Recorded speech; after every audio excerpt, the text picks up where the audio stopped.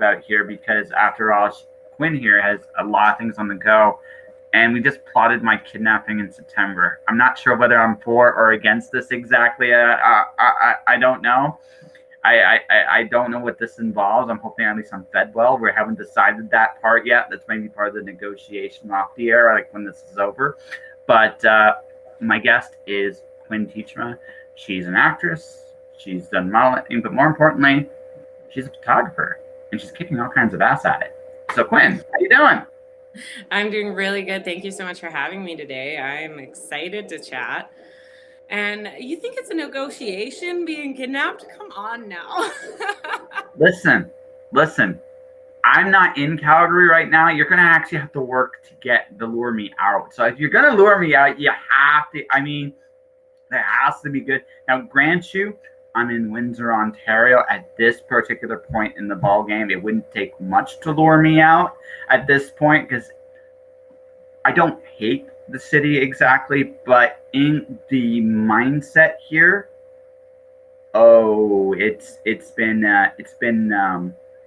I'm working kind of like a day job right now just to get set up for my next book releases in November, December, and I can't wait to quit. Like I'm all, I can't wait.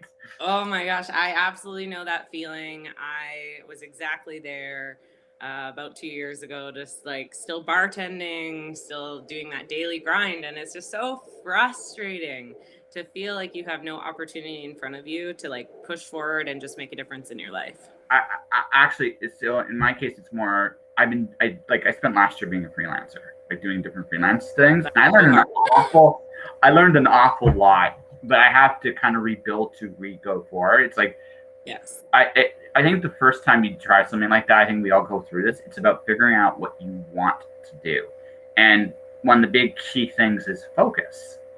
What are you gonna do that's so like cool? This year, one of my books is actually up for an award, which is actually kind of really cool. So I'm like, well, I got to do a sequel to that because it's good business to do that right now. But oh shit, Yeah. I got to pay. And I've been doing this stuff on my own. So oh shit, I got to pay an illustrator. I got to pay this. But I also wanted to do more skills because what I'm doing right now, I already know this. If I at the end of next month, I'm done. I'm going to just basically say, you know what? I'm going to do something else. I already know this, right? So I have to take this time while I have it to reinvest myself. So if I do occasionally, so I'm at that point where I'm freelancing, but I'm still occasionally going back to work. Then I can go freelance for a little while. Then like I'm at that phase in the process, Yeah. right? So It's a tough phase to be in, and it's that last little hurdle before you're just like, okay, steady climb up. yeah, exactly. Like and the lack of mentality here of like I talk to some of my coworkers like, what do you do? Like, what's your aspirations? Nothing. Okay. Yeah, and I often ask people like, what do you think is the goal of like the human race?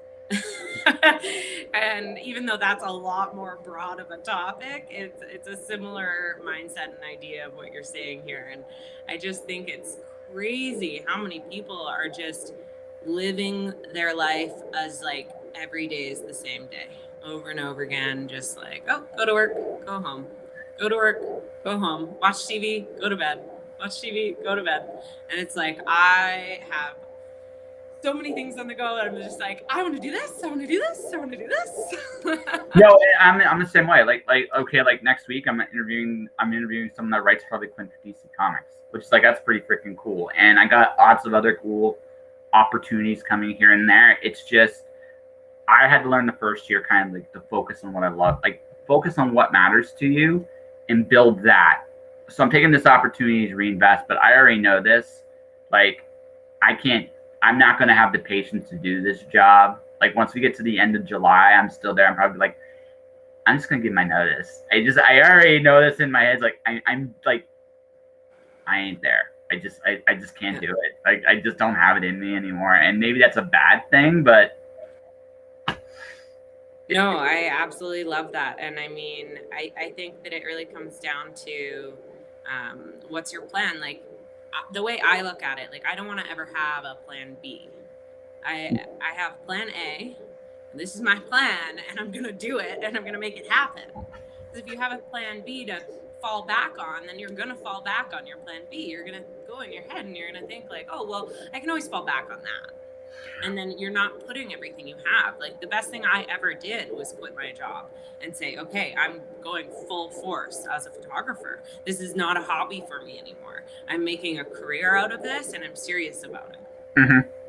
Yeah, and like I said, and I made that decision last year too. The difference is the difference for me was it's like it took me about 6 months to figure out, okay, what is it this freelancing thing looks like for me? Because for everybody, that's a different thing.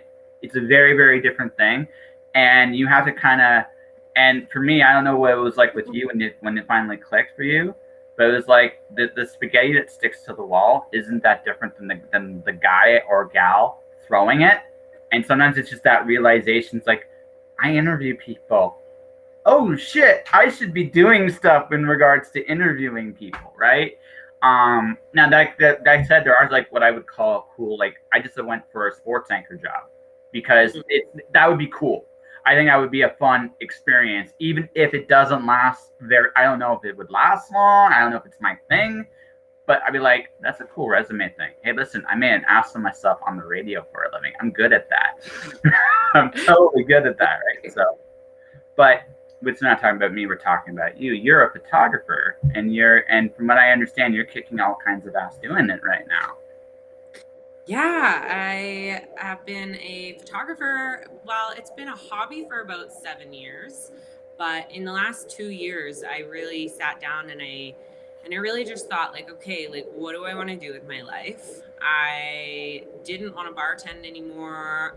I do enjoy acting, and I've got a lot of projects on the go with my acting career, but I really have always wanted to do something that I felt was like genuinely helping people and empowering women. So this new career path of mine has been so interesting because I spent a large amount of time kind of refocusing and really sitting back and, like you said, kind of just thinking like, well, what do I want to do?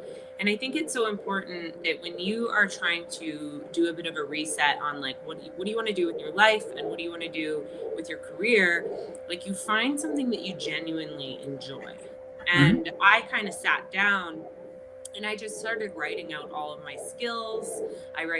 Wrote out like everything that I enjoyed doing, what type of things were important to me, like working with people. I really wanted to work with people. I really wanted to help people.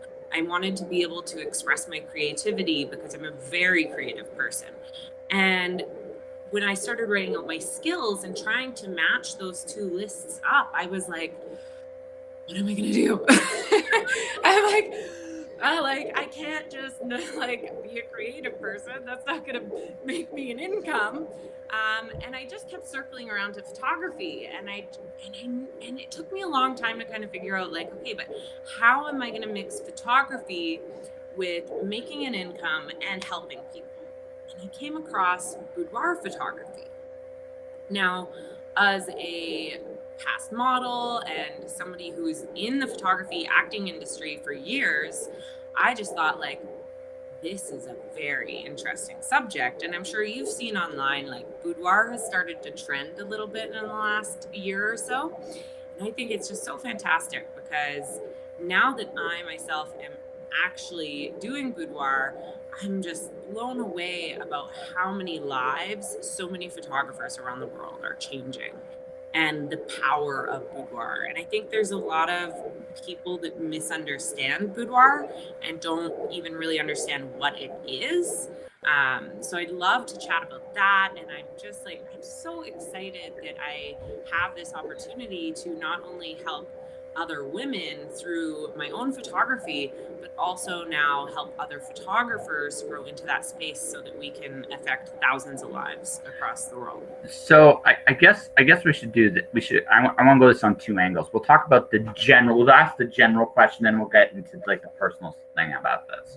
The general question is, what is boudoir photography? For those of us, including me, it's like I don't know. Like I'm ignorant and like I don't know what the heck you're talking about exactly. I've heard of it. What is it? Yeah, so I think the big misunderstanding about boudoir, like when you think about boudoir, some people are going to think like 90s glamour shots of like the blue eyeshadow, like, oh gosh, the terrible hairdos. And some people are going to think like Victoria's Secret, lingerie, that kind of thing. And what people are kind of missing is this area where boudoir is very, very specifically nothing to do with modeling and actually nothing to do with lingerie, which is going to be very surprising. So essentially, boudoir is taking a photographer who specializes in boudoir is going to be working with women who've never been in front of the camera. They've gotten their wedding photos done, but these are not models. These are not experienced people in front of a camera. Like the women who come to my studio are nervous, they're scared, they're mothers, single mothers. They are women who have been in abusive relationships. They all have a story. And I take them on an emotional experience through photography where I help them get a makeover for the first time in their life, get their hair and makeup all done beautifully so that they can see this gorgeous inner queen come out of them, and they can really be opened up to an entirely different perspective on their own self and their own beauty. And then I specialize in posing women of all shapes and sizes, and I walk them through the poses down to the smallest little detail. I am placing every curl of these girls' hair. I'm helping them with the angle of their face because these women have never been in front of a camera. They don't know what they're doing. You could look at photos of a model in lingerie, and I'm going to look at those photos in a magazine, and a lot of women would say like, "Oh, that's a boudoir photo." It's not. No. That is a modeling photo. It's a glamour photo. It's editorial. Like, it's not boudoir. Boudoir is a style of photography working with women who are inexperienced and looking to have an emotional change and journey through the photography experience. So if I can add, I want to add to this before we get to why I have a very interesting question with you on this. Now that you've chosen this path, I have some questions. We'll get to that, but for you, so basically what you're doing, if I understand this correctly, because I interviewed a life coach that does something a little bit bigger in perspective on that, but almost similar in this one sense, is the fact that you're showing women particularly who they could possibly be. You're almost like you're creating almost like a map for a woman, whether or not how to see themselves in like a better light.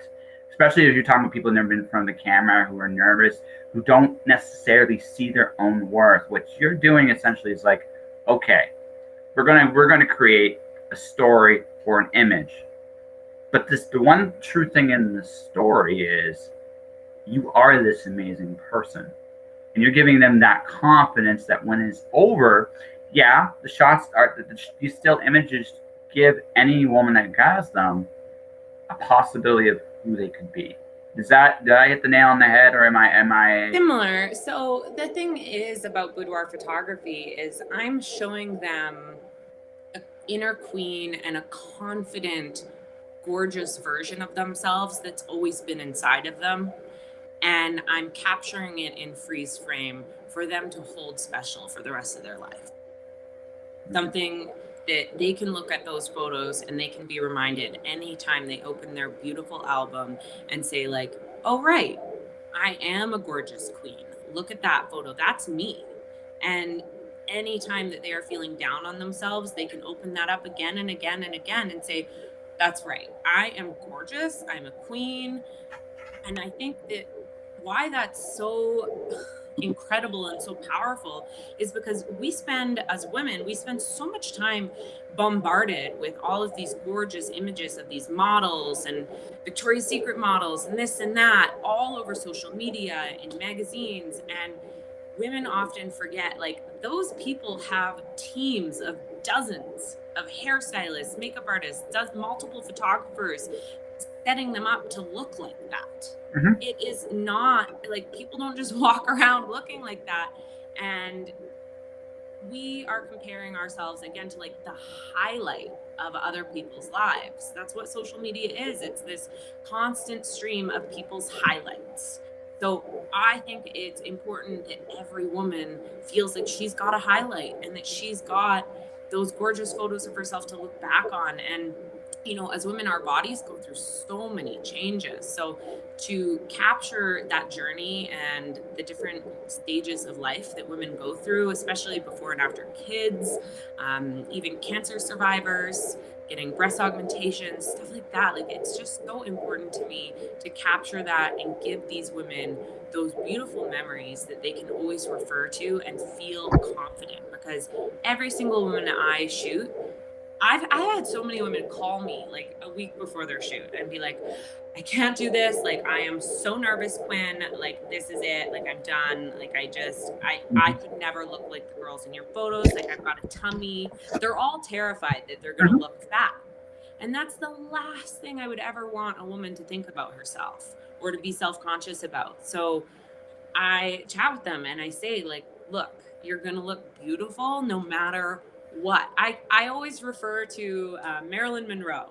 She did that photo shoot in the potato sack because a magazine article came out. A reporter did a story on her saying that the only reason that she was beautiful was because of all the fancy clothes that were given to her for photo shoots. So she came around and did a photo shoot in a potato sack. And I always tell my girls, girl, I can make you look good in a potato sack, okay? And it's true. Actually, I think one of the most amazing things, like I have had the privilege of interviewing a ton of beautiful women. It's the one that I think no matter how pretty they actually are, women are very self-conscious about what they look like. It's actually very, very, it's surprising, right? Because I look at myself, it's like, I'm not that pretty. You're way prettier than me, but yeah. But again, But again, I started drawing kind of as a bonus. I always look at the flaws of my work, not necessarily what's good about it. It's like it's just a natural thing. Like we tend to look at, for whatever reason, we're wired the way we are to like look at our faults right away, and not necessarily our strengths. And I think it's a good reminder, if nothing else, if giving people confidence is a huge thing. You can see the difference in a person when they're confident. It's amazing. They're up, the shoulders are up, eye contact's there. You see the very best version of a person when they are confident. That's just the way it is. And providing that, like it's honestly like any kind of like service like yours or coaching, that's ultimately the goal. You're basic, like whether you realize that this is a conscious thing or not, you're basically giving people permission to be confident in themselves, to do whatever it is in their head they want to do.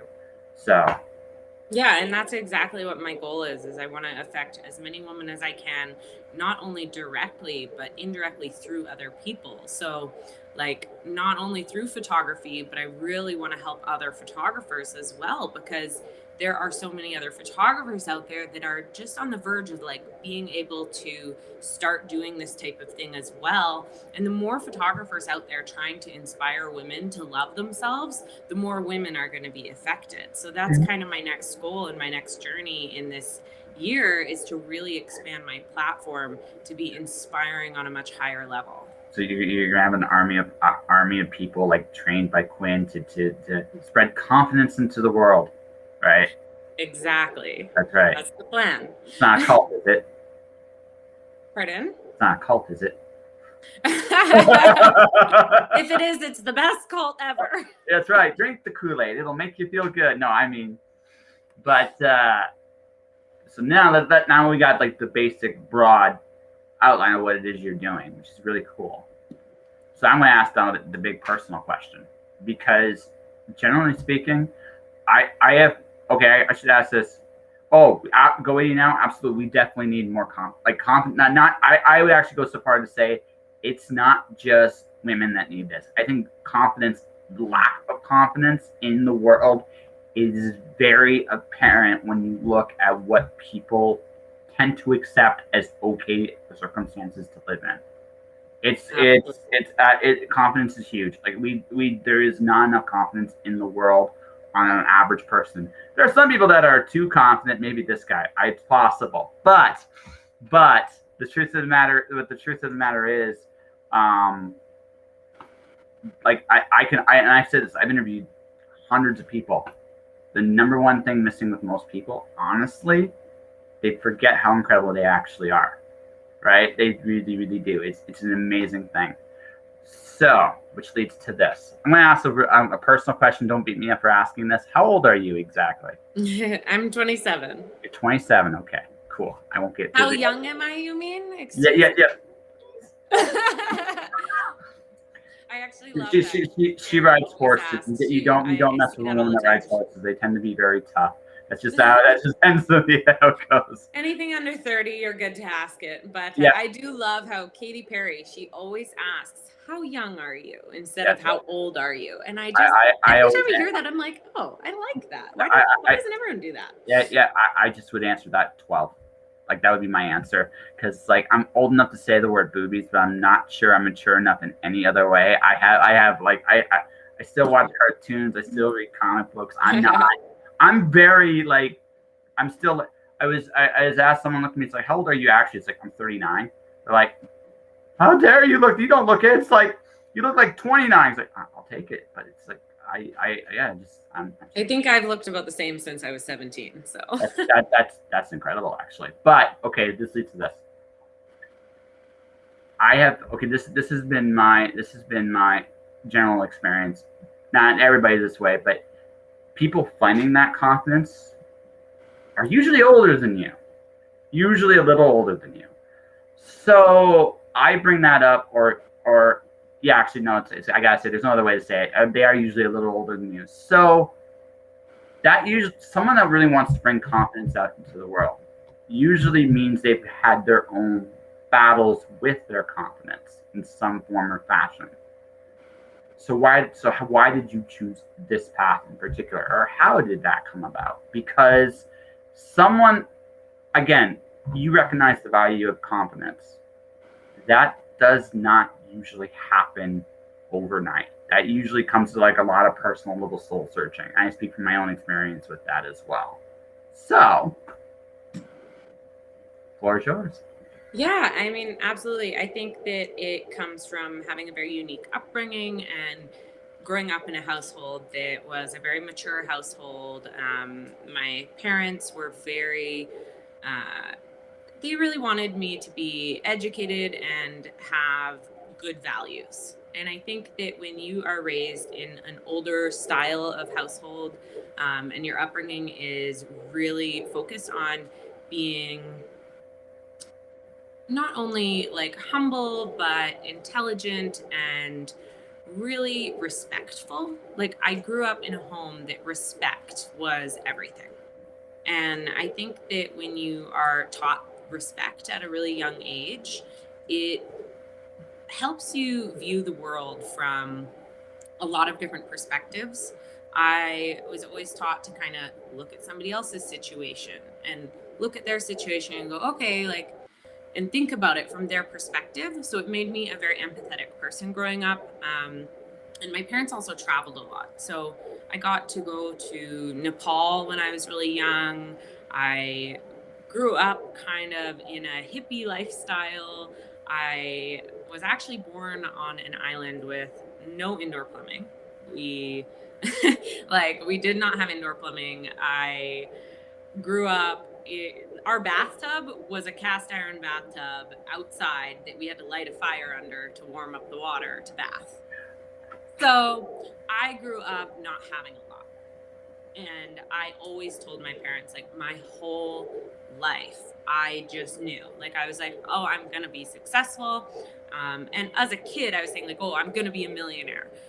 In retrospect, to me, it's not about the money, but it is about the access that money does bring to somebody. And having that to be able to create a platform where I can make massive change. Money's just a vehicle. It is an ever revolving thing that's in and out, and it's not what's important, but what is important is the lives that you can change and the platform that you can build to speak to people. And I've always been extremely confident that I'm going to build something like that. right from a young age. And I grew up with all of these different wild experiences, traveling the world and meeting so many people. And I didn't grow up really hanging out with a lot of kids. I grew up traveling with my parents, meeting a lot of adults. So you mature really quickly when you have a childhood like that. And that's given me a sense of like, okay, like I understand the way the world works. And I think that when you start to have an understanding of how things work, you become a lot more confident in yourself because you realize that other people's opinions don't matter. You realize that judgments from people don't matter. You realize that when you lose an opportunity or when one door closes, another one opens, and that there's always going to be more opportunity in front of you. And I grew up seeing so much of this across the world and having so many experiences like this that I very quickly realized, like, oh, like I don't need to stress out about opportunities or success because it's just going to happen as long as I keep working hard and just focusing on myself and being true to myself and following things that make me happy and following things that truly matter to me. Everything else will just come, you know? So a lot of things to unpack there real quick. I actually agree with you with the money thing. I found when I stopped chasing money and I started just worrying about the things I'm doing, those things happen. And I think the nature of money, I think is, and that's another podcast in of itself. The nature of money dictates if you chase money, you will always fear. Yeah, Exactly. there's some definite truth to that too. There, going in now, Joe. There's definitely truth to that, but I honestly think the biggest lesson a lot of people, biggest mistake a lot of people make when they start doing this, you do need money. We're not saying that you don't need money, but it's not like Not the focus and it's not important. you can't make that your focus, because if you make that your focus, money essentially is debt. And a lot of people that chase money end up in debt. They actually got what they wanted. Just a lot of people don't understand that. Money, that's what money is. That is all money is, more like it's a tool. Well, nothing more than it's the things you want with the tool, right? Yeah. And that's the thing. As far as the hot water, like honestly, I think you'll probably agree with me. The definite signs of civilization are hot water and toilets. And we got a cat. Hi. Hello, Miss. This Hello, bucket. yes. So that's the second. So just based on the fact that your dog and your cat so far, how many animals do you have? One dog, one cat. Ah, Bucket, his full name is Buccaneer because he's clearly a pirate. yeah, he is. I totally could see it. I totally could see it.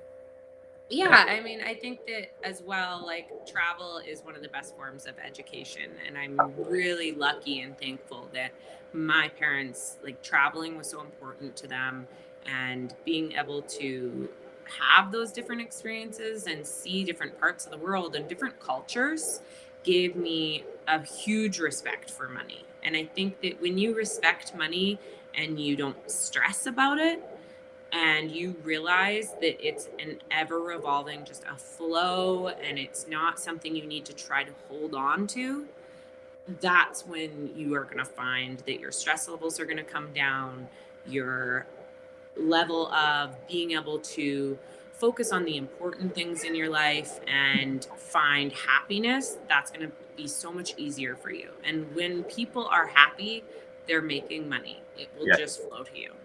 Yeah, chasing happiness is actually one of probably the best pieces of advice I've ever heard from people, and it's actually true. Chase your happiness, whatever that is, and be specific about those things that you're chasing too. The more specific you are, the more it likely appears. That's just been my own experience.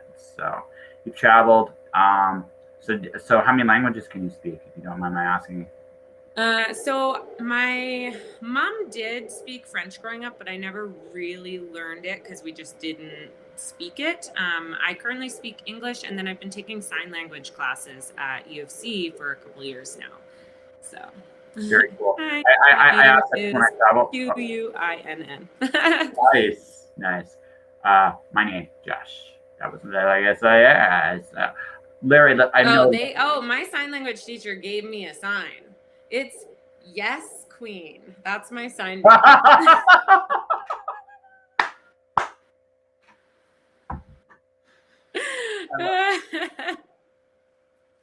Yeah. See you later. See you later, Joe. Yeah, I'm doing a conduit. Thank you so much for tuning in. Yeah. But no, I bring this, love it. So I bring this up because one of the things I've traveled, like I can speak francés, comme ça, español poquito, but I can swear in like 7 different languages. because what I have found, like one of the best ways to make friends, when you go to these different cultures, there's 2 things: eat the food, big thing, big like just like eat the food. But number 2, go like, hey, listen, what's that dirty word for this? And just watch. You will watch like those like it's. They all laugh. Oh my gosh. Yeah, they all laugh first off, or they get really like blushing, right? Which is hilarious too. And then like, and they'll show you.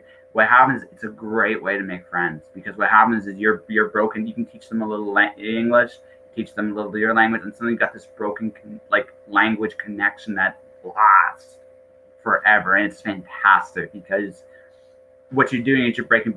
What I have learned in life is that if you can make it fun, if you can truly make it fun, everybody will remember it and will come play with you. That has always been the case, and if you can find a way to make it like again, if you find a way to make it playful, there's not absolutely. And you know, like that's what I try to make my not only my photo shoots with women, like we are laughing the whole time. This is supposed to be a day of 0 stress and fun and excitement and just feeling so good, feeling so confident.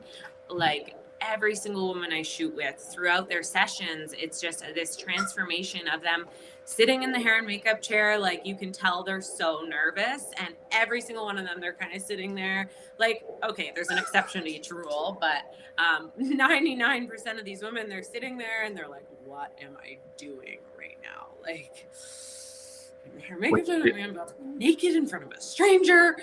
And like that is my goal, is to just have them have such a fun, positive day. And then on the entire other side of that, that's what I'm trying to help photographers learn, because I feel like so many photographers have similar experiences as to I had, where they spend months trying to put together their business and they struggle, and it's so frustrating. I mean, when I was just trying to launch my photography website, I spent 2 months crying on my floor, literally on my floor crying. Like it was not an easy journey. I do not take that type of thing lightly, and I'm not saying that anyone can just, hey, you were off that, sorry. Anyone can just drop everything and have success. We all have our struggles. I had to struggle. I cried and cried trying to launch my business, and that's why I'm actually launching this boot camp for photographers. And why I'm doing this is because I don't want other photographers to have to go through those 2 months crying on the floor. And I think that we live in a day and age right now where all the information we need is at the tip of our fingertips. I have invested a lot of time, effort, and money into multiple mastermind programs to hone my skills and learn photography and learn how to do boudoir specifically and run a business and inspire people on high levels, because I want to be able to create this system for other people to also do the same thing, but not struggle and cry on the floor for 2 months. You know, like I just always felt when I was laying on the floor, and as I started to get to that point where, okay, I'm doing this, I figured it all out, and I was sorting through like all of this like mass information that I just intaken from all of these courses. And I just thought to myself, like, there has to be a better way. And there has to be a simpler system for this, which is what I've created now. And what also I realized through that process is that it's not even just photography. There's just so many broken systems in our world, so much mass information, and so many people struggling. And that's what I want to change. I want to help people. And right now it starts with photographers. Mm-hmm. It starts with photographers and their clients, as well as my own clients. And I cannot wait for this next 6 months to a year to really expand that, focus on it, and help thousands of people. And I just know it's going to lead to incredible things even beyond that. Sure. Okay. I will. There's two parts to that. I do think this is just my own take on it. Every struggle I've ever had has made me better for this. What I wish was it could took less time to get less time. It's the time, not. I think actually struggle is somewhat good too, because I think there's always that point when you do something like this, God, the universe, whatever you believe in goes, are you sure? There's always that "are you sure" moment, because it's that well, and it's plan A or plan B. Do you have both, or are you just, is this your plan A and are you sticking to it? Yeah, exactly. And that's just it. And like I said, you can always how to put this, you can always keep going, and you keep doing stuff. But it's one of those things where sooner or later, no matter what, like who you are, what you are, you gotta have that kind of come to you this moment. But going more into what you're saying though too, one of the biggest things, and I've interviewed tons of people on this, right? I mentioned marketing and sales, and I'm going strictly from that perspective, because it is similar, because you are launching a business and you're trying to tell people about it because it's awesome and all that other wonderful fun stuff. And a lot of people don't know how to communicate. It's like, or I don't want to be a bother. It's like, no, don't think like that. Just don't think like that. You busted your ass to get to this point, right? I said this right. It's like, if you didn't care about the story, you wouldn't have written it. So tell the world, right? It's all about the story. It's all about the story you're telling. It's not really about the information. Information's great. You need to learn things always, but it's not really like, you don't need to know everything to be of service. You can learn as you go. It's that belief in yourself and ability to communicate that I can help you. I can do this. That's what opens doors. It's not your knowledge base. It's not your knowledge base. Your knowledge base is necessary to stay there once the doors open. Yeah. But you don't need, I've gotten, there's some freelance gigs I got in the last couple months, just based on my reputation here doing this, and just that was like, I can do this. One I fell flat on my face on. It's okay. I wasn't ready. Hey, listen, you live, you learn. Look, failure is part of life no matter what too, right? So, I mean, you're going to fail. But it's like, you get up, you bounce back, you keep going, and you keep building. You don't stop, but you communicate. You let that belief go out there. You let things go out in the world, and let people, the right people will find you at the right time. That's just how it works. Absolutely. Yeah. Right? I totally agree. And I think that you are right about the information, because I think people spend so much time focusing on the information and they don't structure out their goals, and they don't really break stuff down. And I think that it's so important to not focus on all the things you need to learn or you need to figure out, but focus on, okay, what do I want to accomplish, and setting those goals and writing them out and saying like, okay, this month I'm going to focus on this. The next month I'm going to focus on this. Okay, like I want to book this many shoots. Okay, how many calls or how many people should I contact to book that many shoots? Just as an example. And like, I find so many people just get so caught up in overcomplicating things, and then they just expect it's just going to happen without putting some form of accountability on yourself. I would venture to go one step further on this. There's again, I think ultimately the problem there is the same thing. It's confidence. Ultimately, we're going back to that word. Because here's the thing: if I overcomplicate this, I don't have to deal with the expectations I'm putting on my shoulders when I'm doing it, right? I don't have to, because I'm worried about acquiring this specific knowledge or getting this specific permission. Truth is, I don't need any of that crap. I just need to go out and do it. Now, again, knowledge is I'm not saying knowledge isn't important. You need to actually do some research. You need to figure out, like, for example, I should probably know what a simile and a metaphor is if I'm writing a book. I probably should, right? I probably should.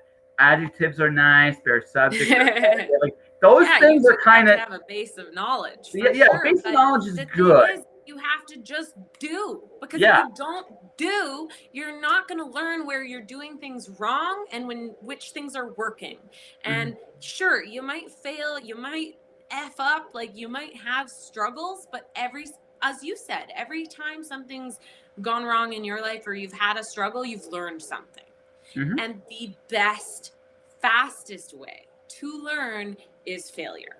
And it's turning your failures into learning lessons and continuing to get back on the horse and keep fighting for your goals. And you know what? I think it's so important to have a good mentor who cares about you, but you cannot hire a mentor or start working with a mentor and just expect, like, okay, cool, like my life it's figured out right now and I'm going to be a huge success because I have this mentor or I purchased this mastermind course. No, like your mentor is not going to grab you and drag you forward. A mentor should be there as a sounding board, as a, okay, let me help you sort through all of that, all of your thoughts, and let's set some specific goals and let's give you a good pathway to follow. And then you still have to put that work in. Nobody's going to do the work for you in your life. If you want to be successful, you need to put in the work. And the big reality of it is it's not actually that hard to be a six-figure business owner. A six-figure income takes 4 clients at $2,000 a month. It's $8,000 a month is what you need to make $100,000 in a year. So that's either eight clients at $1,000 a month, 4 clients at $2,000 a month. Like it's you can, if you break things down like that, it's more digestible. So when you want to attain success, if you want to be a coach, if you want to be a photographer, whatever you are doing, you need to break things down. Break information down, break your goals down, and you need to start looking at it like, okay, if this is what I want to attain, if the revenue goal is that your main goal, or is building your business your main goal? What are your goals and how are you going to attain them? Is your goal to work coaching or photographing 8 clients at $1,000 a month? Boom, there you can make 6 figures. Or 4 clients at $2,000 a month.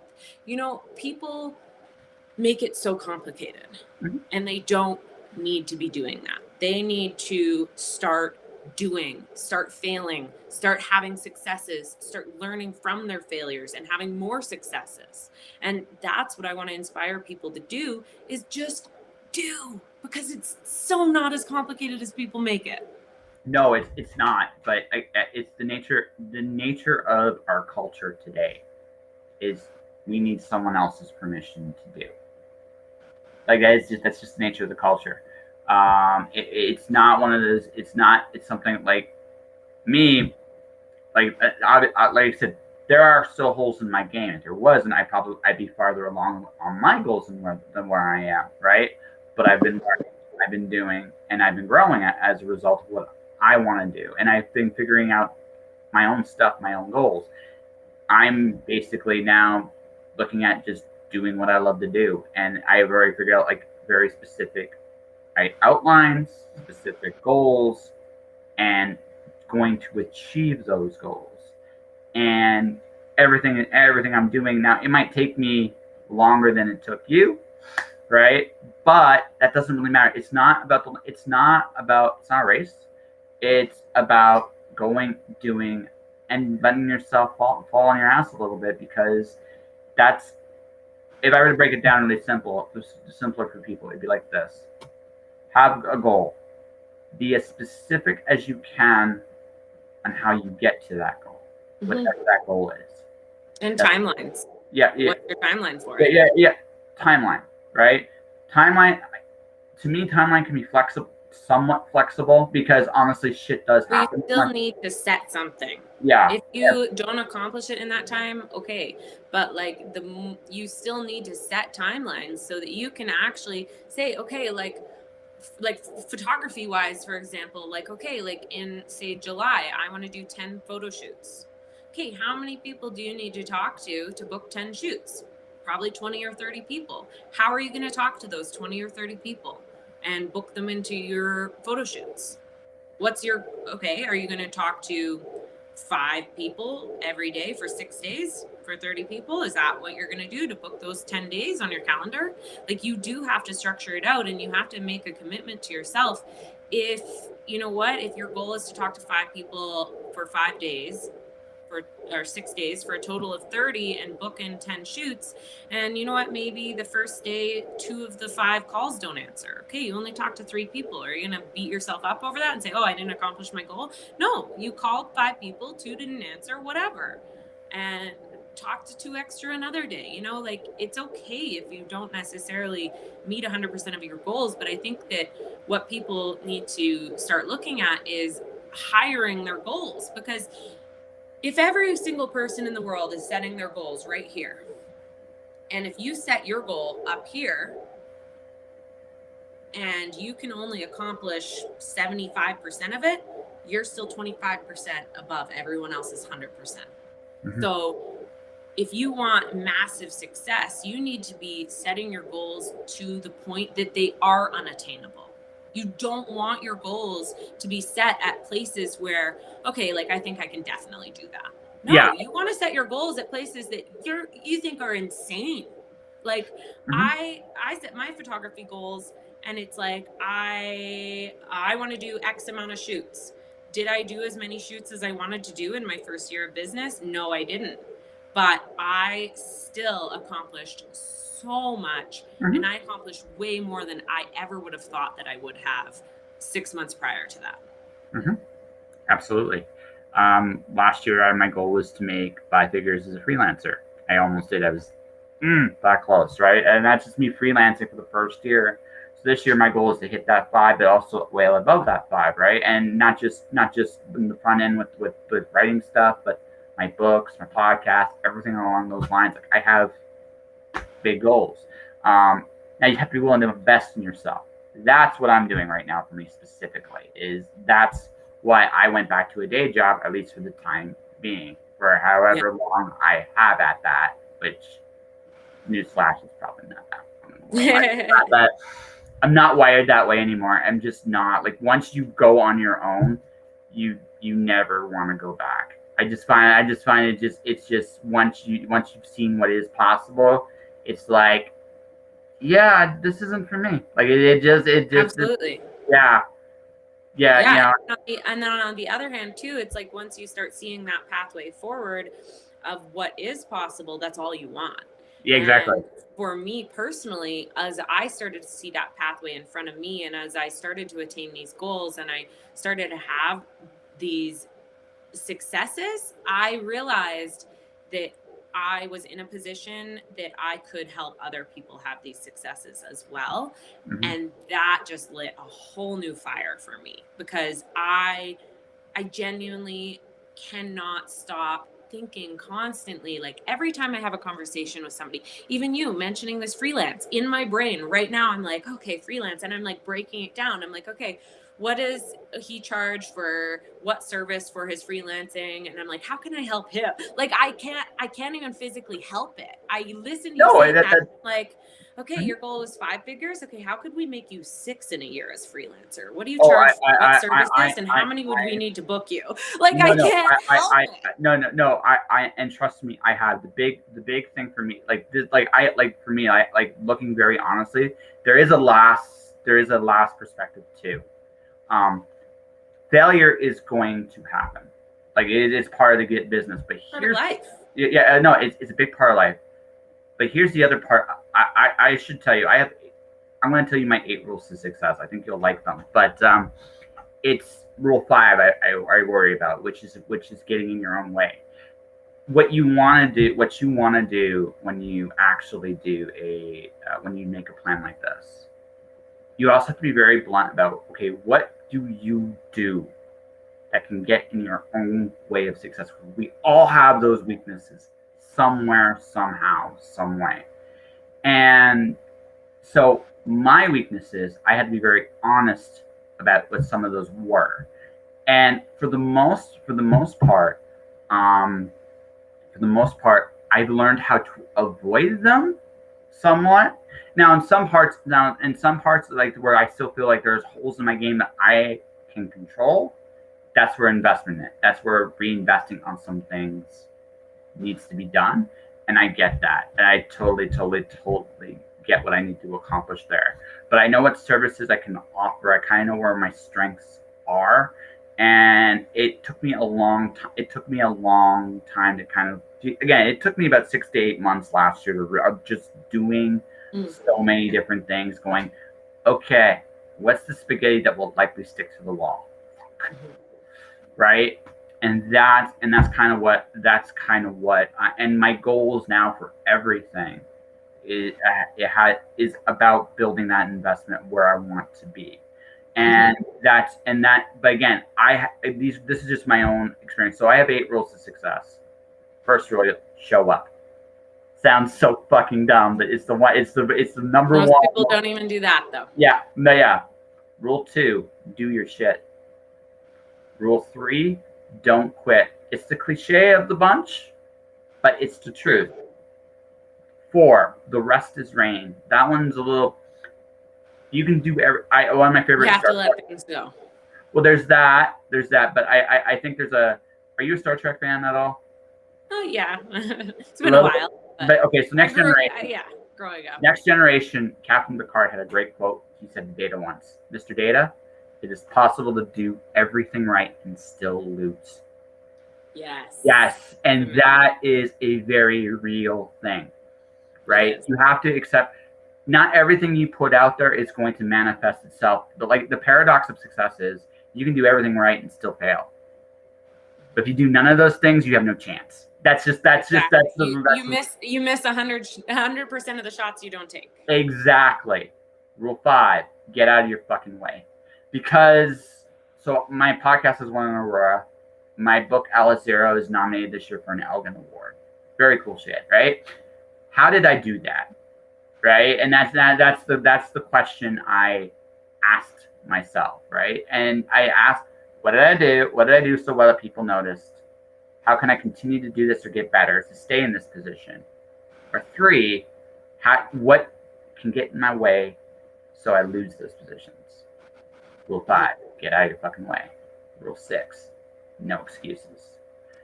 When you fuck up, and you will, everybody does, own it. Just own it.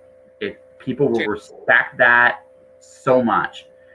I fucked up has gotten me out of jail more than like just admitting I did it or I didn't do it or whatever the case may be, because it takes accountability and ownership into what you're doing, and a lot of people don't have that.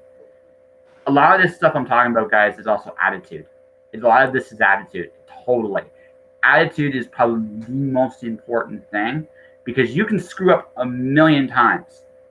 But the right attitude's there, people will constantly give you another shot. That freelance gig I blew up, even though it didn't work out at the time, I called both the company. I thanked both the editor and the person that got me the job. I thanked them for the opportunity. I just did it personally. It didn't work out. It's not their fault. It's not my fault. Not ready for that right now.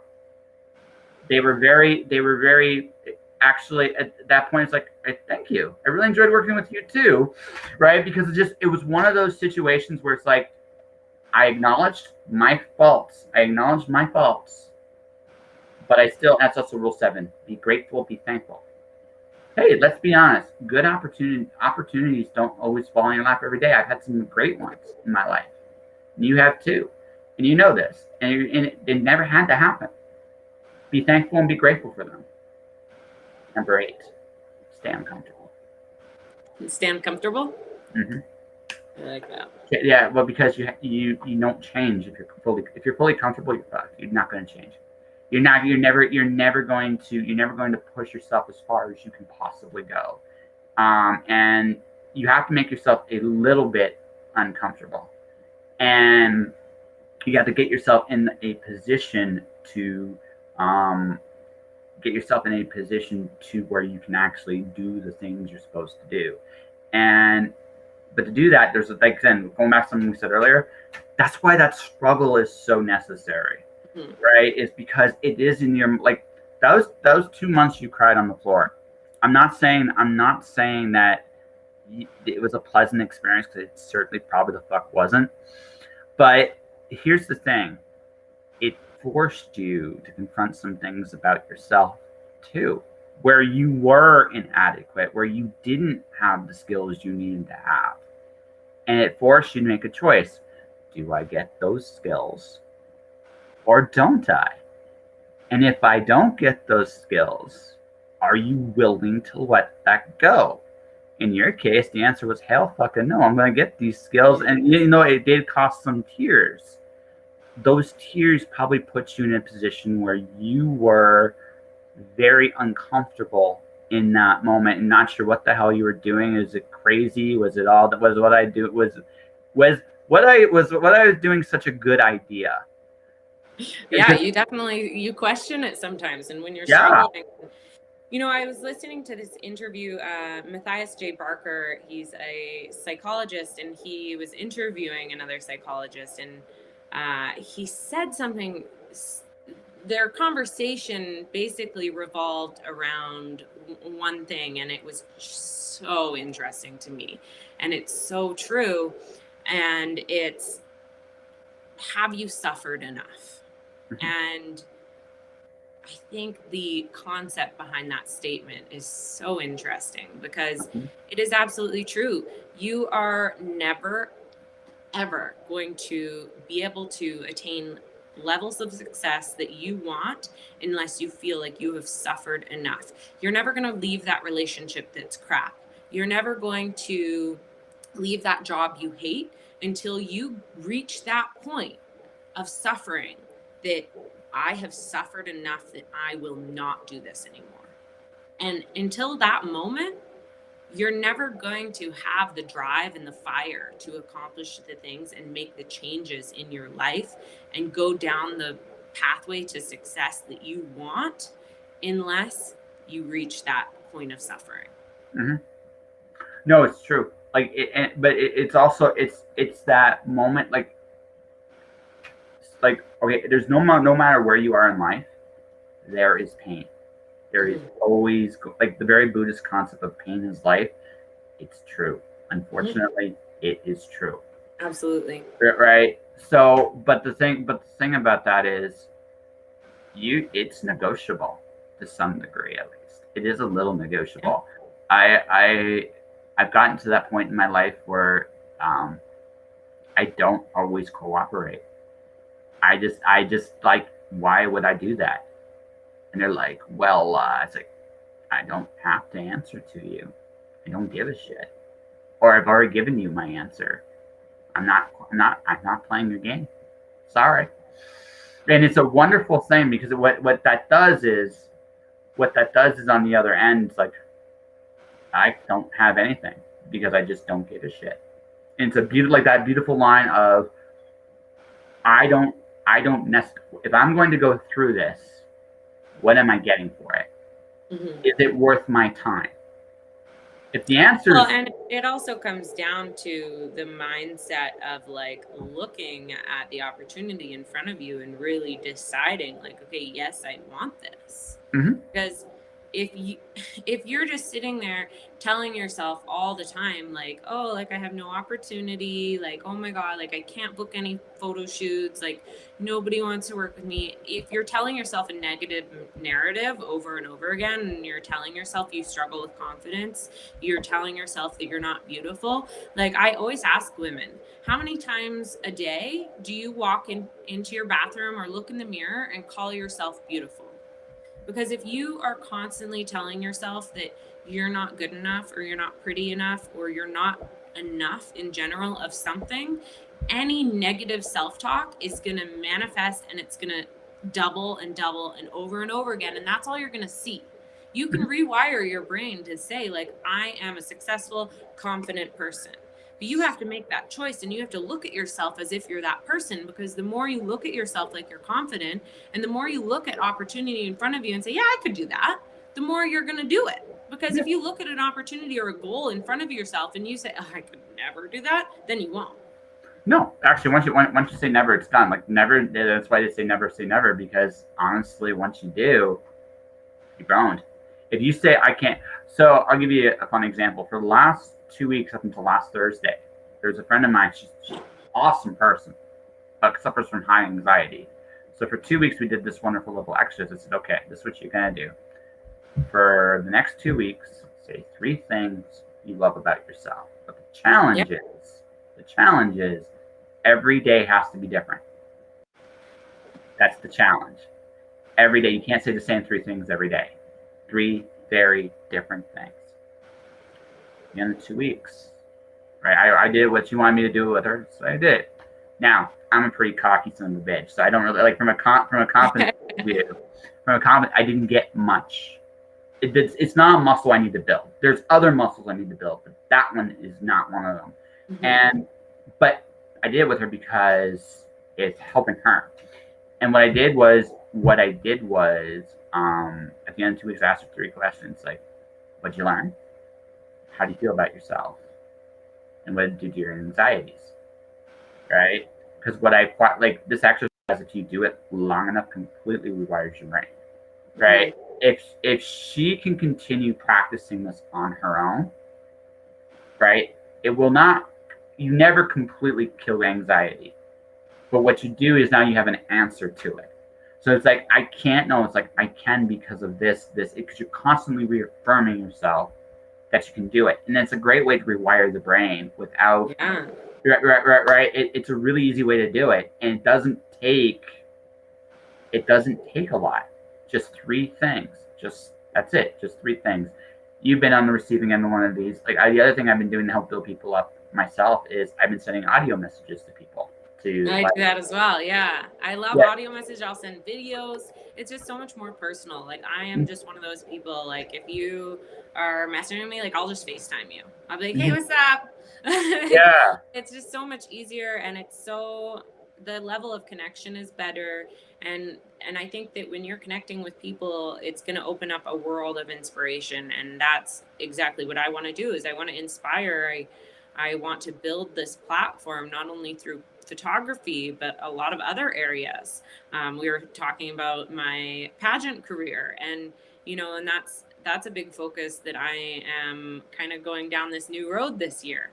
And I hope that building that sort of platform where I can speak to people like that, whether it's video messages, audio messages, online, like going live, like I'll go live on my Facebook and I'll just chat and be like, hey, everyone, because I feel like those direct connections like that, like you said, even when you sent me that audio message, I was like, perfect. He likes audio messages. Okay, this is so much faster and so much more connection, and it's just better. You can understand somebody's tone of voice. You can say a lot more in an audio message or a video than you can over text. Mm-hmm. Yeah, well, there's a lot less reading between the lines. Like sometimes, like I can be sarcastic, but if I put a line down and it comes across sarcastic, is it sarcastic or is he just being an asshole? Yeah, absolutely. Right. Sometimes it's both, but that's the way it is. No, it's just what I've learned in this time, especially, is like people like it when you reach out to them, and it's been interesting. It's been interesting to watch like how this time is affected. But I'm going to ask you this: where are you more comfortable, in front or behind the camera? I honestly, I wouldn't say I'm more comfortable with either. I am very comfortable both in front and behind the camera. And I enjoy both for different reasons. I truly love taking photographs of other women. I love expressing my creativity. The whole reason I got into photography was because I was doing a lot of modeling when I was younger, and I kept getting a little bit annoyed because I had all of these incredible, like, creative concepts that I wanted to do photos of. and I would come up with all these cool outfits, and like I put so much time and energy into the outfits that I would create, and I would do really cool hair and makeup. Like I would put a lot of effort into this, and then I'd work with these random photographers, and I'd get the photos back, and they just were nothing even remotely close to what my vision was. So I thought, well, okay, I guess the photographers have all the creative control. Maybe I should get into photography. And I had this brilliant idea that I was going to be a photographer and I was going to photograph myself. Let me tell you, self portraits are not easy. That is No, they're not. No, actually, like my sister is really good at those. Actually, she's really good they're at self portrait. hard. Yeah, she's great at it though. Like honestly, she's a world class photographer in her own right. She's a world class photographer. I'm not sure she believes it because I'm the one that says it because I'm her brother. But it's like it's really funny. I can actually say like anyone else, you can be really good at this, and they'll be like, "Really? You think so? Look what you're doing." Her, you're just saying that. Right, because it's just like it's just you know personal thing. That's like it's just like for me, it's just like if I want to do something, I just do it. And it's like go do it. You got it. Yeah. But so I'm gonna ask this then. This is slightly off kilter, but I could see this with you if you haven't done this already. So when are you gonna direct? I'm not kidding. I'm not kidding with you either. I have. I mean, I don't know if that's going to be something that's going to happen anytime soon. It's not necessarily a focus of mine. I am open to it, and I would love to have that sort of opportunity, but it isn't necessarily a pathway that I'm focusing on going down right now, just because I have so much on the go at the moment. I got you. I only bring this up. I only bring this up like this for one very specific reason. You enjoy telling stories. I can tell that right now. And for you, I don't know what your drawing talents are. I'm not going to say that's your thing or not. I mean, maybe you got talents there too. I don't know of yet. You're one of those people that I feel like would try everything. I get that, but I do see that with you somewhere down the road because you're already kind of training yourself to do that now. Because with what you're doing, like, again, you're not looking at it that way. You're looking at sincerely helping people out, and I get that. But if you sit there and think about what you're doing in terms of concept, execution, I wouldn't shock me if you actually did storyboards with your clients so you can show them what you're doing. I bring this up because I can see it. All right, may not be right now, and I get it. But it wouldn't shock me in like 5-10 years, a Quinn Teechma production, and it'd be like this really awesome, badass movie. So something very interesting that I do have in the works right now, and we have actually started filming. I wasn't going to announce it, but we could touch on it and give a little bit of a hint of what we're up to. Is I am actually starting a TV show. And it is going to be involving learning about women's stories, why they're doing a boudoir shoot. I'm going to be interviewing my clients, and I'm hoping to inspire other women to find their own confidence just by hearing these women's stories. Because again, I think that women look at boudoir like, I could never do that. Like those girls, like so many women look at my photos, and when I talk to them on the phone, they say like, oh, all the women, like all the models you shoot are so beautiful. Like I could never do that. And they're missing the point that these are not models. I don't shoot models. I shoot everyday women. And they all said the same thing. I'm not beautiful enough. I could never do that. And then you're telling me that their photos look like they're models and that you couldn't look like that. And when they said the same thing about the girl before them. So I am starting a TV show. We are going to be interviewing my clients. We're going to be doing behind the scenes filming of our shoots. And these women are going to be able to get to tell their stories and where they came from and the struggles that they've gone through and why doing a boudoir shoot changed their life and why it was so like instrumental in them finding their confidence and finding their self-love again. So, not surprised. Not even a little bit surprised. But no, you know, I wanted to throw something else out there because I'm not doing enough yet. Well, no, it's, but it doesn't feel like work for you, does it? It feels like it's what you're supposed to do, right? Like when I do these, I don't feel like this is work because it's fun. I get a sense of who that person is. So, and so we're gonna go back, then we're gonna go for it. I think we have a decent interview here already with just everything we've talked about already. But but we didn't really fully answer. You were taught respect at a very young age, you said. Mm-hmm. But self-respect doesn't usually. Again, there's a moment. Everybody has it. Like you were talking about that whole thing of suffering. I've suffered enough, right? We all have that moment in our lives where it's like, I'm not gonna let anyone walk on me anymore, and I don't really care. I give a shit who it is. We usually go through something like that once, and then after that one time, it's like, never again. You know, honestly, it's just been a build-up for me. It was never one single moment. Yeah. It was so many moments, over and over again, and a constant revolving set of circumstances that just things were always being thrown at me and I was constantly having to adapt. You know, you have to constantly adapt to what life throws at you and the difficulties life throws at you. And for me, I think one of the reasons that I can function and do so many different things at once is because I have learned that lesson in many different forms. You know, it's more than one lesson. It's relationship struggles, it's hardships, it's money struggles. There's so many of those lessons that turn you into a person that wants better. It's so many of those different lessons that cause suffering, and it's suffering in different areas of your life.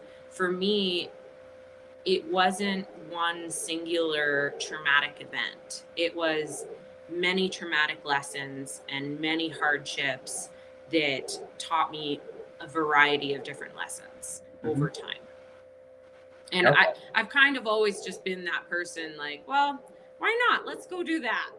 Let's see how it goes. Yeah, no, I dig that about you, actually. I kind of dig that about you. But, because here's the other thing. Here's the other big observation about you that I would maybe consider in the grand thing.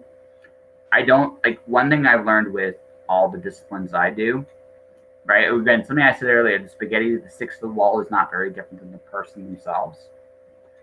I feel when even though it seems different, modeling, acting, photography, coming up with your own television show, right? And whatever other plans you have for world domination, I'm sure you got a few more, right? That's right. And you're kidnapping me in September, probably. So that sounds like fun. But and I would say that sounds like fun. But what I would say though for you, what I've observed is, I would probably put it like this: everything you're doing is all about achieving the exact same goal. Ergo, it's all the same thing. It's expressed in different ways based on the tools you feel will present the idea you want to present.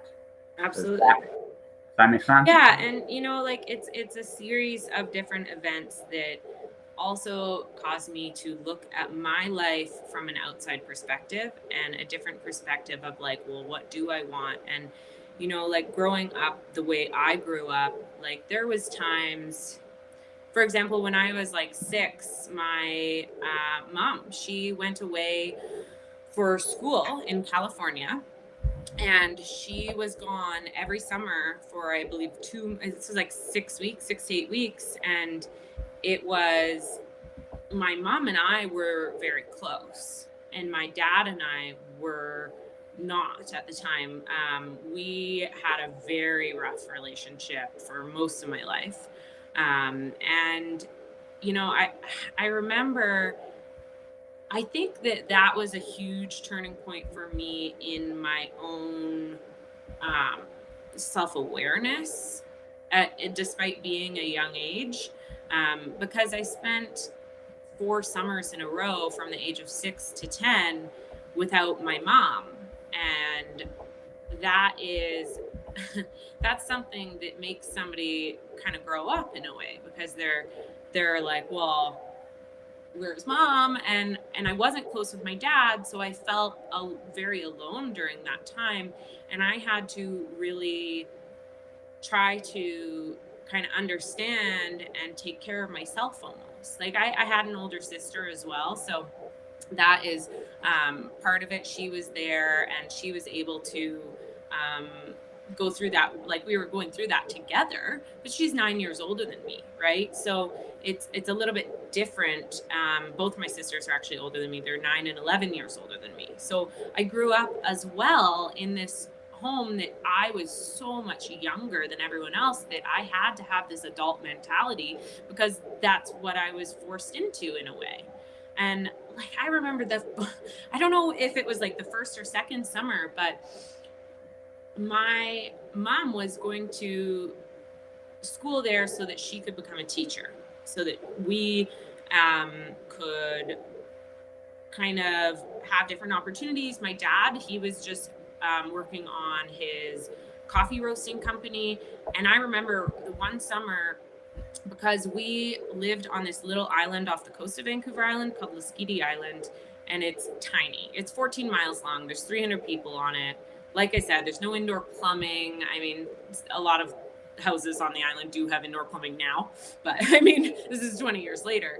So I remember going back and forth between Vancouver Island and the little island, and that summer we didn't have a home on Vancouver Island, and we actually would go to the coffee roasting company.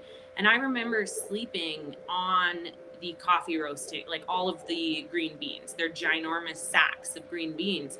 And I remember my dad saying, like, we can't let them know that we're sleeping in here, like it was all secretive. And I think that when you go through stuff like that, you start to realize, like, okay, like you have to make choices in your life that are going to give you opportunities, and you have to make choices of what you want to focus on. Because I went through such a massive period of my life where my parents were always traveling, we're all over the place. It was so scattered and there was no structure in my life. So that's, I think, what made me turn around and try to now focus really hard on structuring my life, Mm-hmm. because I felt so unstructured and I felt like very lost for a long period of my life, where I didn't understand the opportunity out there, and I didn't understand what was available to me. And I think that we need to, in general, like help people, especially younger people growing up. Like, I mean, schools nowadays they're designed to help people get jobs in like it's not designed for entrepreneurs, that's for sure. Oh It's God, no. Oh designed to God, make no. I workers. can't do it anyway. So Yeah. yeah, like I just feel like helping people see the opportunity in front of them despite whatever they're going through and whatever struggles, and feeling like they don't have any opportunity. Like I didn't feel like I had opportunity growing up, but here I am, and I'm making opportunity for myself.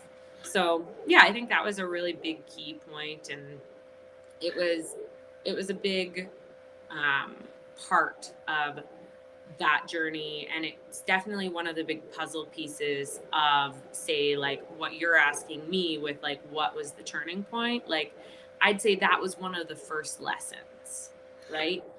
Yeah. So here, lots to unpack here. So here's my a thought for you on that point in your life. In the silence, in our silences when we feel most alone, you can't run from yourself. That's the one thing about it is, um, for me, about 10 years ago, or actually about almost 15 years ago now. I was in a place called Snowflake, Arizona, and I was in a gas station in the middle of nowhere. I was slowly starving, right? I was slowly starving in that moment, and I was going through a very, very momentous point in my life. The reason these teeth here are fake is because of that trial in my life. And the honest truth was though is there was a moment of acceptance and peace in that process. Once I had that peace in that process, right, I was able to move forward. But I had to get Exactly. right, and I had to deal with my own emotion, like me getting in the way. One big example of that is me being where I was mentally at that point. Looking back, I wish I had learned to ask for help a lot sooner than I did. Yeah, That absolutely. that was a big. It wouldn't have been as bad. It still would have sucked, but it wouldn't have been as bad. Um, but the thing is, like in your case, right? It wasn't just that you had to be an adult. It was the fact that you kind of had no choice but to deal with your own. Even though at a young age you don't have as much baggage, you have to be very honest with yourself at a very young age. You can't bullshit yourself. You can't get distracted by everything else going around you in your life because when you get right down to it, there's nowhere to run and there's nowhere to hide. Or you can run for a while. You can do that if you really want to, but you can't hide, right? So it's one of those things where I think in those moments you learn who you are. You learn how you want to be going forward. And I totally get the structure thing. Looking back, where like although my structure definitely is not what I would consider normal, I've become very good at organizing my time. Yeah, I'm, I mean, but what is normal, yeah, right? exactly. Well, no, normal What doesn't is exist. normal? Because Yeah, everyone's normal is different. yeah. Oh, absolutely. But what I mean by that to say is right that value on structure, that value on like you learn those things when you have none, and you find a system Mhm. that works. And in some ways, you become exactly like your parents. In some ways, you become something Yeah, completely different from absolutely. them, right? And then you understand and you look at it and you're like, what in the hell? Sometimes I look back now, it's like, oh my god, I'm a dad. And sometimes I'm like, I'm so glad I'm not my dad or my mom, or I'm happy with like figuring out those things. It just sounds like in your case you had to learn those things younger. Yeah, And absolutely. And it was a lot of different lessons, right? Like it's a lot. It's also, I think I relate to, like, going back to shooting boudoir, like I relate to my clients all, on so many levels because I spent my whole life being bullied. I spent my entire life being called Quentin. Oh, you look like a man. Like, oh, this. Like, nobody liked me. I was the weird little hippie child from a rock with no indoor plumbing. Like, you think I was liked in school? oh, Oh, I God. can relate. I can relate. Like, I was the weird kid, right? absolutely. Yeah, I was the weird kid. yeah, And I also, because of the way I grew up with around a lot of adults and having very adult conversations, I grew up with the ability to understand the way people were treating me was wrong. And as a kid though, you just lash out and you're like, you don't understand why other kids don't understand why the way that they're and speaking to you is not okay. it's because they just don't have that context of experience yet. Like they just They don't, don't. Yeah. right? And when you're a kid, like when you yourself have that context, it's so hard to because you can't explain it to them because You can't. it's not They their have purview. to go through the experiences, and when people are young, like you can't you you can only help somebody grow in so many ways. When it comes down to it, they just have to do the experiences. They have to go through those experiences and learn those life lessons. And like it's interesting because now I think people's perspective of me currently, there's a couple different perspectives. I mean, first of all, it's very interesting to now see like many of those specifically boys that were bullying me for years reach out to me as I attain levels of success, and oh, because I look pretty now. And they ask me out, and I message them back and I say, you spent years bullying me and trying to make me feel bad about myself and calling me Quentin and saying that I looked like a boy when my hair was all short.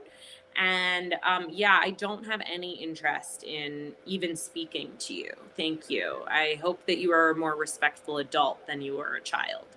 And it's interesting to watch those experiences that I had growing up, being bullied and being made fun of constantly and just being the weirdo, now translate into adulthood and see the adult version of it, because I have so many people not take me seriously because I'm only 27 and I am building two massive businesses and I'm just doing so much. I'm doing the acting, I'm doing the modeling, I'm doing pageantry.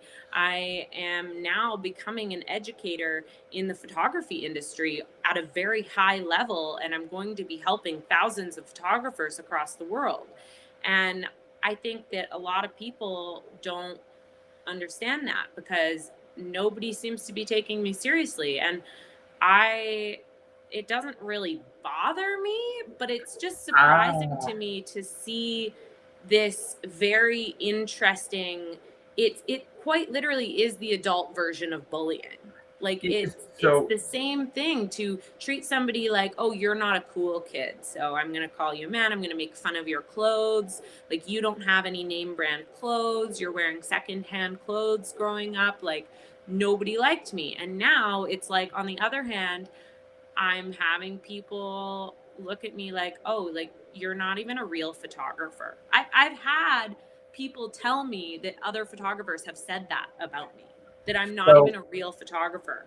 Well, I work full time. I shoot 3 women a week. I think that that's a real photographer. Okay, so I'm going to tell you a fun story, and I think I'm going to leave you, hopefully, with a good thought. So we'll do fun story. I write books, and the thing is, I say I'm a writer. A lot of people, when I started, did not take me serious. I remember the first, like, in Calgary, when I lived in Calgary the first time was in 2004, 2005.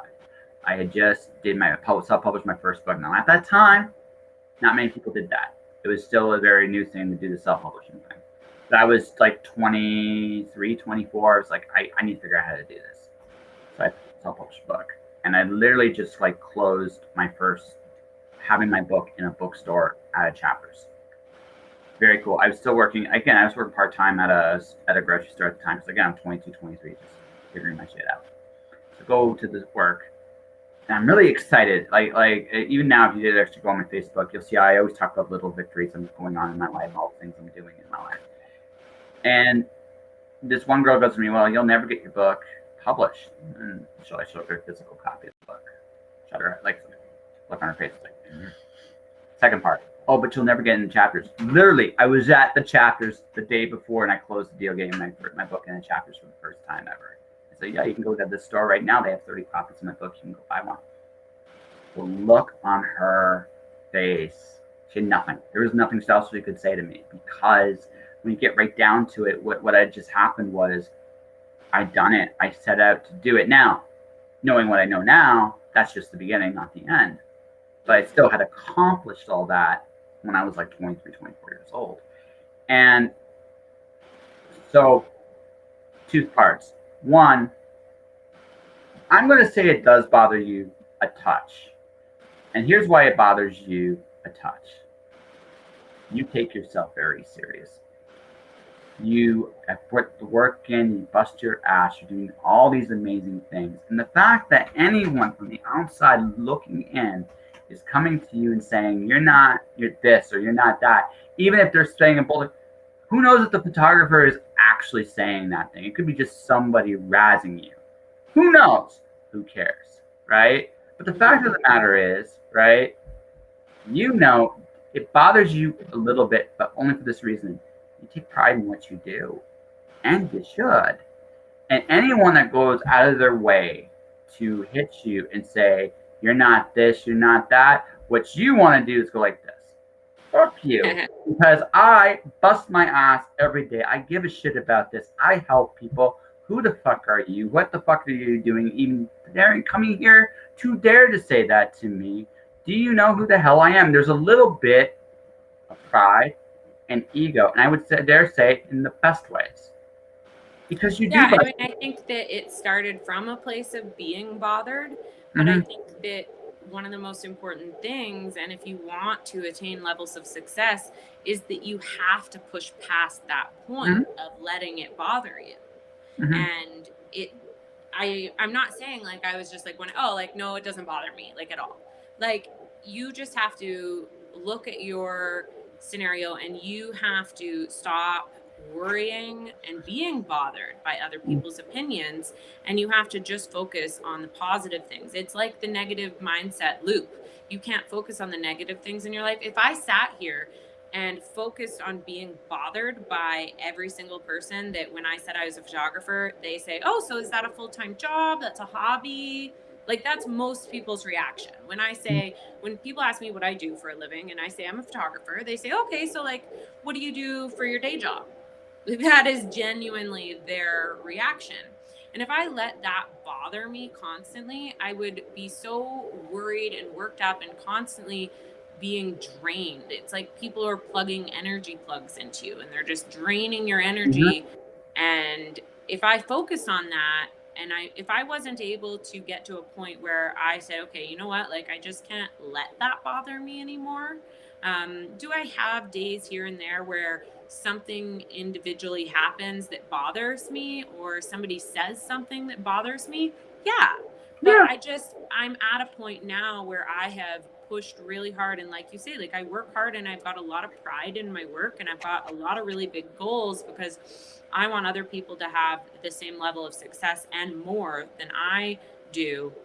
And if I sat and worried about what everyone was doing that bothered me, I would never be able to move forward.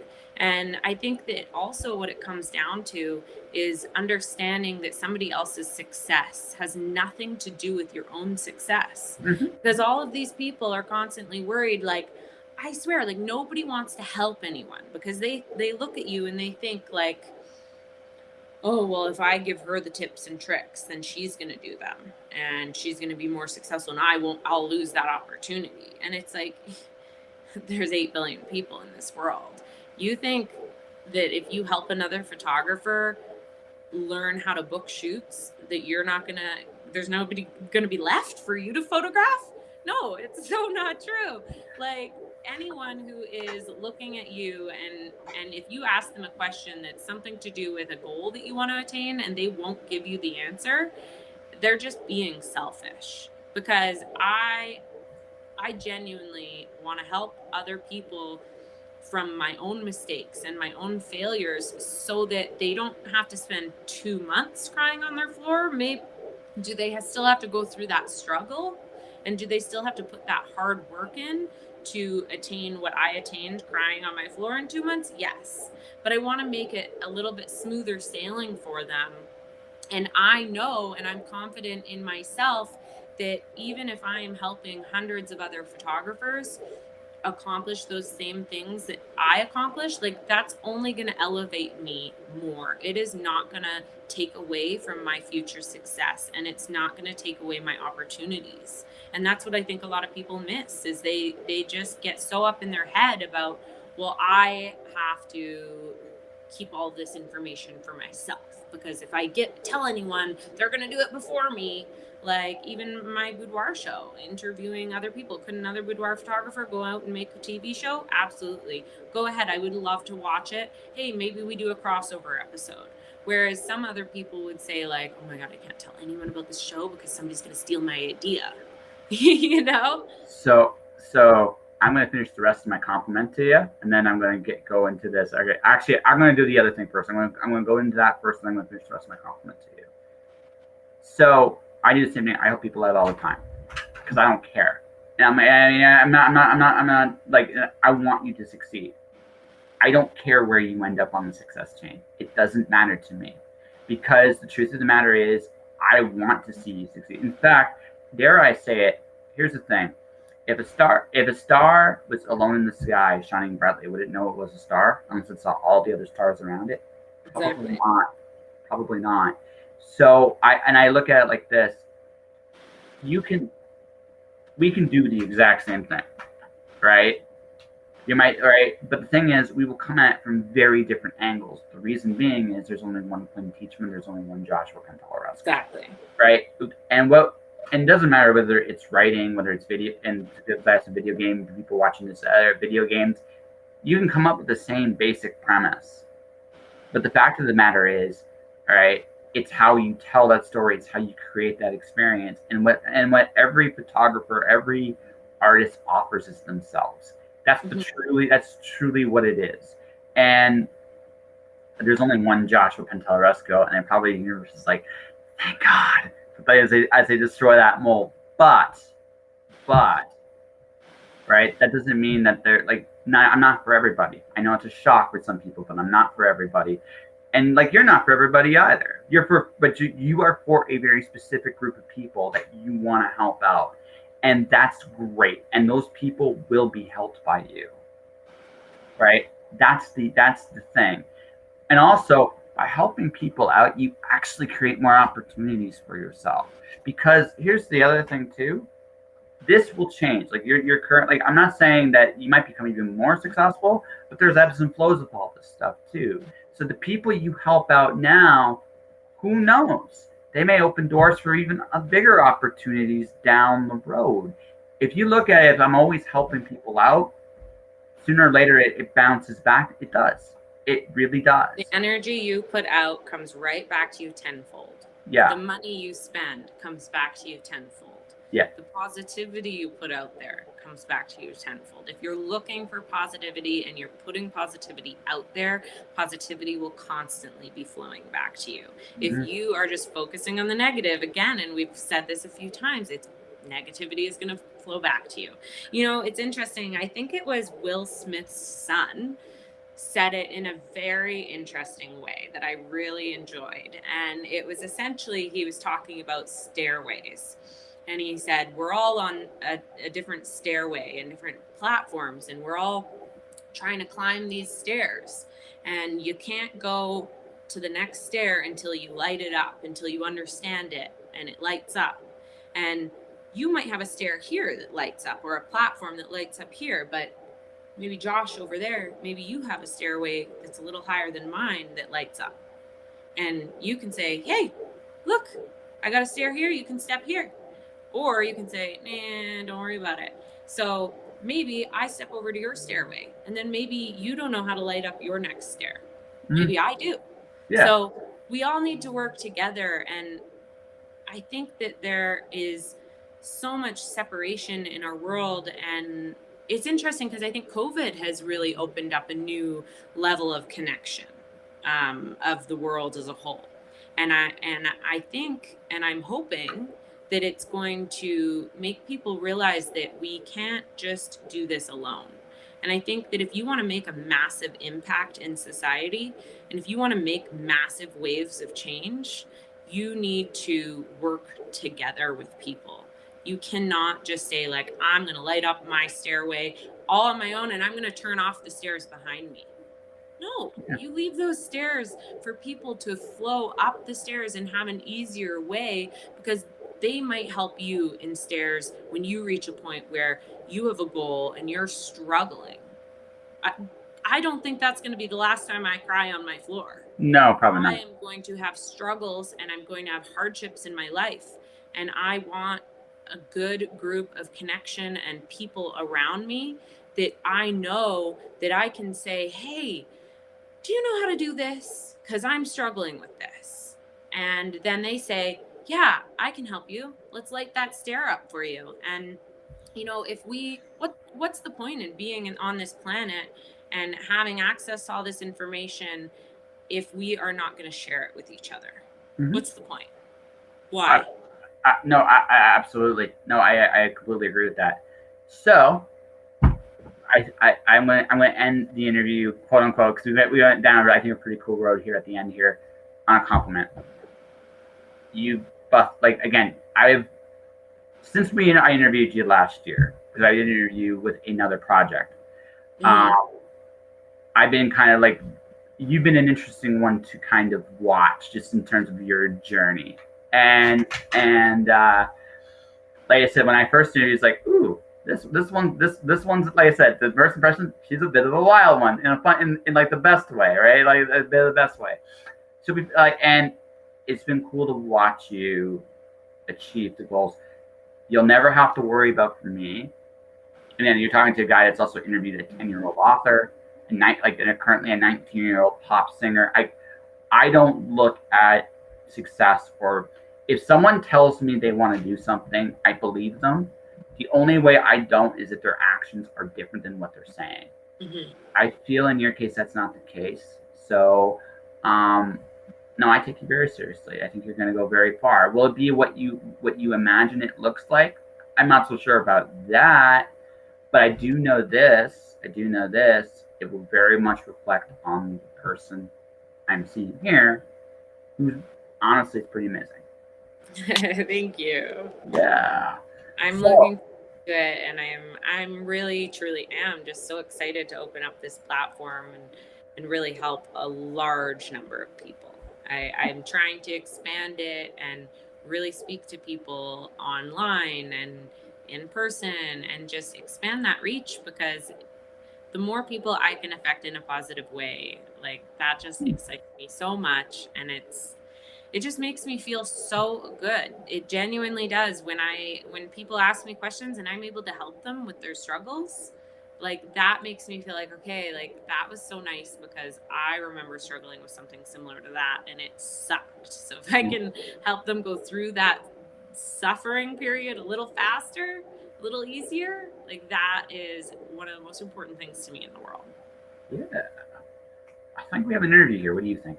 I think it was a pretty great conversation. Yeah, right. We'll go with that. I'll take it. So, how about you promote where people can find you, what you're doing, and we'll go from there. And then in September, you kidnap me. Should I bring like rope or something like that next time? Just to. Oh my gosh, you're too funny. I'm excited for it, and I'm excited for the next kind of few months ahead of me. You can find me on social media under either my personal tag at Quinn Teechma, which is the same. I mean, my name's pretty unique, so it's pretty easy to find me. And then my studio is Queen Studios YYC, and that is also the same, or it's queenstudiosyyc.com for my website.